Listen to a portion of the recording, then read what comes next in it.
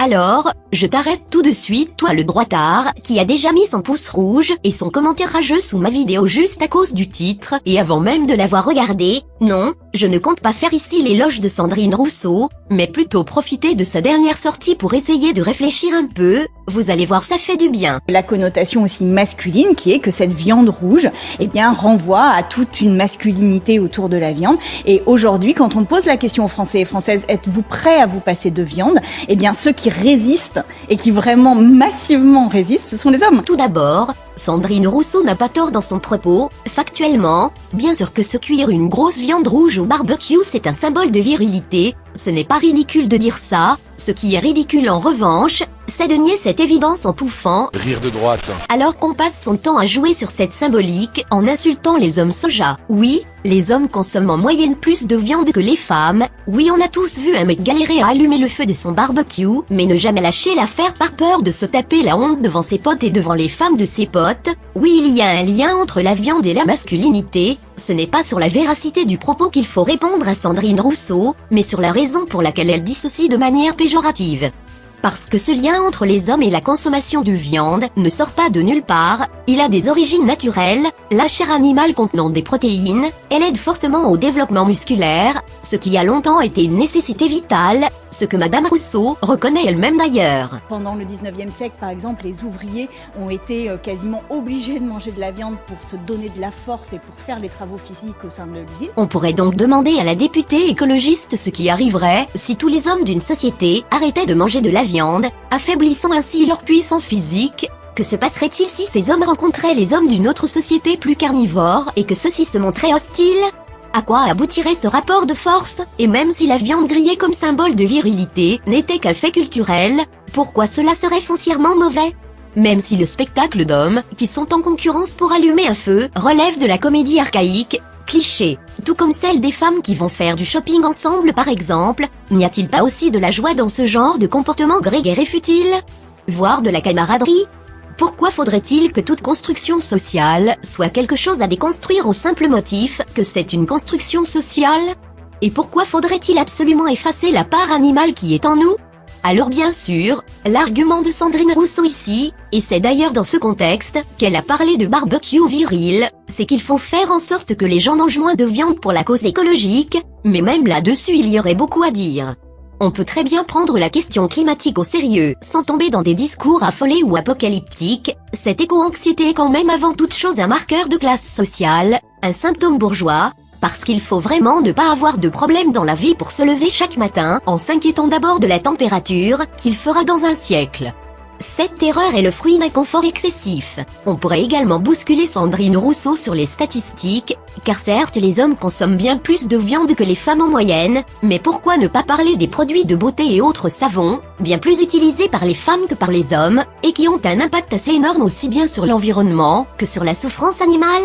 Doit-on parler de féminité toxique dans ce cas? Et que dire des chiffres sur la surreprésentation des musulmans en prison? Ce constat ne doit-il pas lui aussi nous pousser à la réflexion? Doit-on parler d'islamité toxique? Pourquoi choisissez-vous vos statistiques, Sandrine? On pourrait aussi répondre à Sandrine Rousseau sous un angle plus philosophique, en posant la question de la finalité de tout ça, le rationnement, la décroissance, la privation. C'est quoi le projet que vous avez pour l'humanité? Elle doit durer le plus longtemps possible, quoi qu'il en coûte.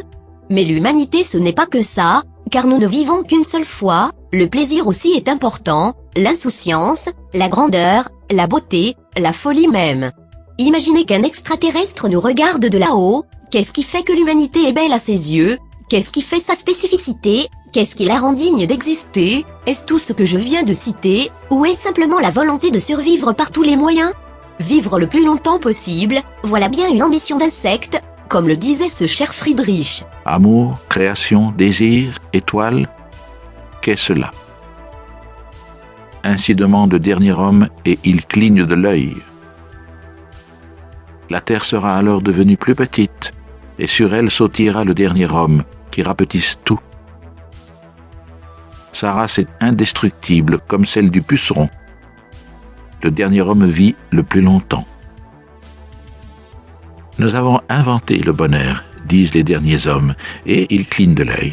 Bref, vous l'avez compris, ce que je veux dire c'est qu'il y a 1000 façons de réagir à la sortie de Sandrine Rousseau, et que se contenter de se moquer d'elle en disant qu'elle est une folle hystérique me paraît être l'une des plus médiocres. Attention, je ne dis pas qu'il ne faut pas rire de ses adversaires, ce que je dis c'est que ça ne suffit pas.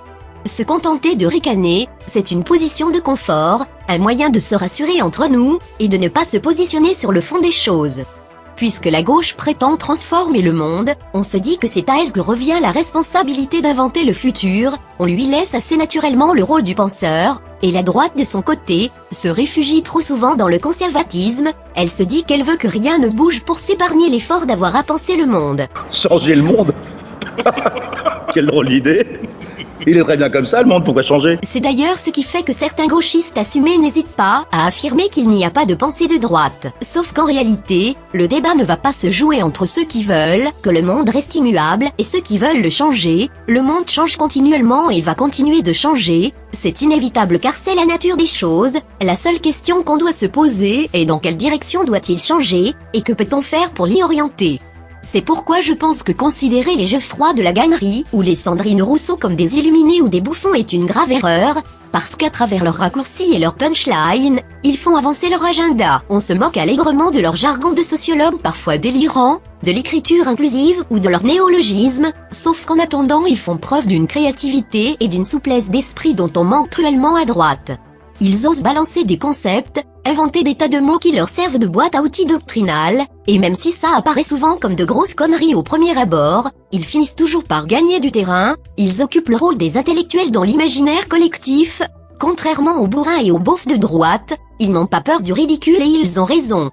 Parce que pendant qu'on rigole, eux travaillent sur les moyens qui leur permettront de vous interdire de rouler en voiture individuelle, de vous réquisitionner votre propriété privée, de désarmer la police ou de transformer votre quartier tranquille en enfer multiculturel, et je peux vous assurer qu'ils sont tout à fait sérieux. Il faut qu'on évolue là, les amis, parce qu'en fait, on va pas continuer. Le droit à la caricature, vous leur répondez quoi?